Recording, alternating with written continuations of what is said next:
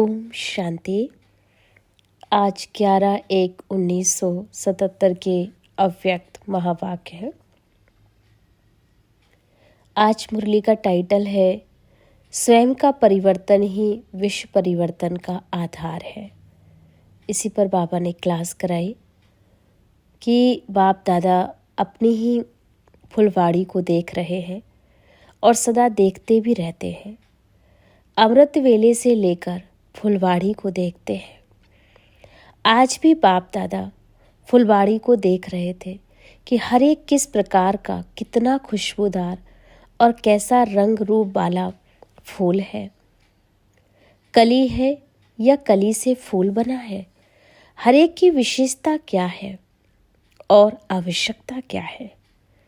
खुशबूदार तो बने हैं, लेकिन वह खुशबू अविनाशी और दूर तक फैलने वाली है। एक फूल होते हैं जिनकी खुशबू सामने से आती है, दूर से नहीं आती। तो यहाँ भी खुशबूदार तो बने हैं, लेकिन जब बाप के सम्मुख व सेवा के निमित्त आत्माओं के सामने जाते हैं तो खुशबू होती है, लेकिन सेवा के बिना साधारण कर्म करते हुए व शरीर निर्वाह करते हुए वह खुशबू नहीं रहती। कोई कोई फूल दूर से भी आकर्षण करता है, रंग रूप के आधार पर आकर्षण करता है, न कि खुशबू के आधार पर। रंग रूप खुशबू सभी में संपन्न हो, ऐसे बहुत थोड़े से चुने हुए फूल देखे बाबा ने। तो रंग रूप अर्थात सेंसिबल जो समझदार थे और खुशबू देने वाले एसेंसफुल हैं, तो मेजॉरिटी सेंसिबल है, एसेंसफुल थोड़े थे। सेंस के आधार पर सेवाधारी तो बन गए, लेकिन रूहानी सेवाधारी बने ऐसे कम है। कारण क्या था? जैसे बाप निराकार सो साकार बन सेवा का पाठ बजाते हैं, वैसे बच्चों को इस मंत्र का यंत्र भूल जाता है कि हम भी तो निराकार सो साकार रूप में पाठ बजा रहे हैं। निराकार सो साकार ये दोनों स्मृति साथ साथ नहीं रहते हैं। या तो निराकार बन जाते हो या साकार ही बन जाते हो। सदा ये मंत्र याद रहे कि निराकार सो साकार ये पाठ बजा रहे हैं, तो ये साकार सृष्टि, साकार शरीर स्टेज है, और स्टेज और पाठधारी दोनों अलग अलग होते हैं। तो पाठधारी स्वयं को कब स्टेज नहीं समझेंगे। स्टेज का आधार है, पाठधारी का आधार मूर्त है। तो मालिक है ना आप, क्योंकि आप पाठधारी हो।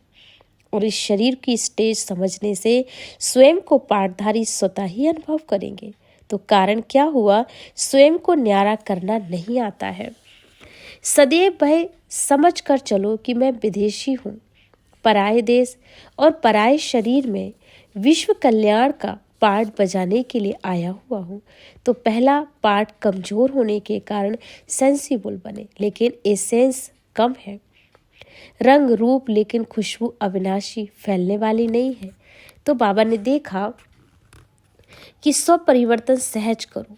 पहले अपने आप से पूछो कि स्व परिवर्तन में कितना समय लगता है। कोई भी संस्कार, स्वभाव, बोल, संपर्क यथार्थ नहीं है, लेकिन व्यर्थ है।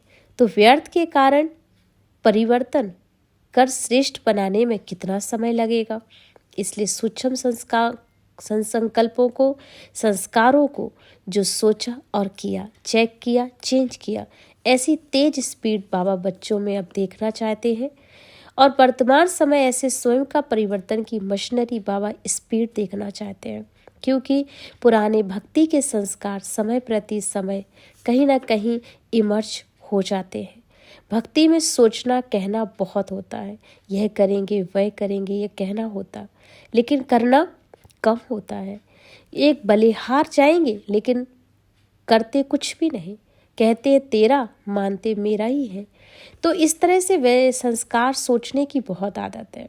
तो बाबा ने रूह रेहान के में वायदे देखे, आज से बदल कर दिखाएंगे ना अपने को।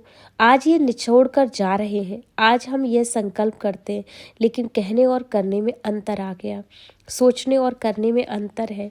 ऐसे विनाश के निमित्त बनी हुई आत्माएं सोचती बहुत है लेकिन कर नहीं पा रहे। तो अब बाप दादा समान बनने के पहले इस बात में समय समान बनो, अर्थात अपने आप को परिवर्तन करो। अंतर को मिटाने का मंत्र सुनाया कि साकार सो निराकार पाठ बजाने वाले हैं। ये मंत्र सोचने और करने में अंतर को मिटाओ, यही आवश्यकता समझकर क्या करेंगे, 100 का परिवर्तन। और 100 परिवर्तन होगा जो विश्व परिवर्तन का।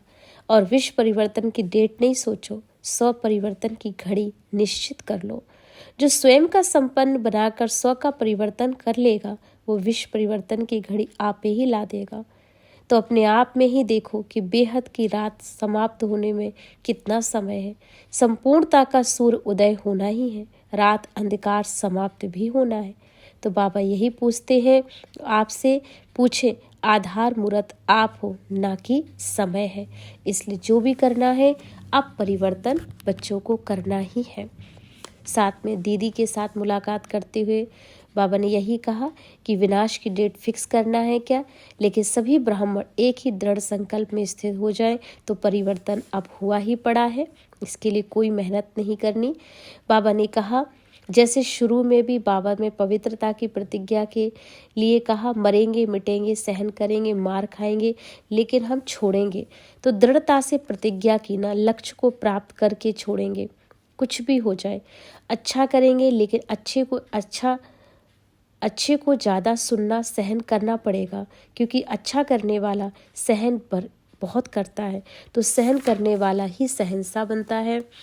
इसलिए संपन्न बन के दिखाना है, फिर संपन्न बनने वालों की पार्लियामेंट हो जाएगी, नई दुनिया नया जीवन बनाने का विधान बन जाएगा, अर्थात विधान सभा तैयार हो जाएगी। साथ में बाबा ने कहा आप सब अवतार हो, क्रांति स्वरूप हो, विश्व परिवर्तन में क्रांति लाने वाले अवतार हो। ऐसा स्वयं को समझते हुए बच्चों को आगे बढ़ना होगा, क्योंकि ज्ञानी अर्थात सदा खुश, अज्ञानी अर्थात कभी कभी खुश। तो सदा खुश रहने का दृढ़ संकल्प करके जाना, ऐसी दृढ़ता बाबा ने देखी। साथ में टीचर्स के साथ बात करते कहा जो सब फरिश्ता है अर्थात डबल लाइट होगा, हल्का और ऊंचा होगा, भारी नहीं होगा। इसलिए हमेशा टीचर्स को फरिश्ते स्वरूप में रहना है, हल्के होकर कार्य करना है। किसी भी रिश्तों में, किसी भी बातों में टीचर्स को बंधना नहीं है। अपने आप को जिम्मेदारियों से सबसे आज़ाद करना है। अपने ऊपर बोझ तो नहीं रखते हो, कईयों को बोझ उठाने की आदत हो गई, कितना भी कहो फिर भी उठा लेते, यह ना हो जाए ऐसा ना हो जाए, व्यर्थ का बोझ है ना।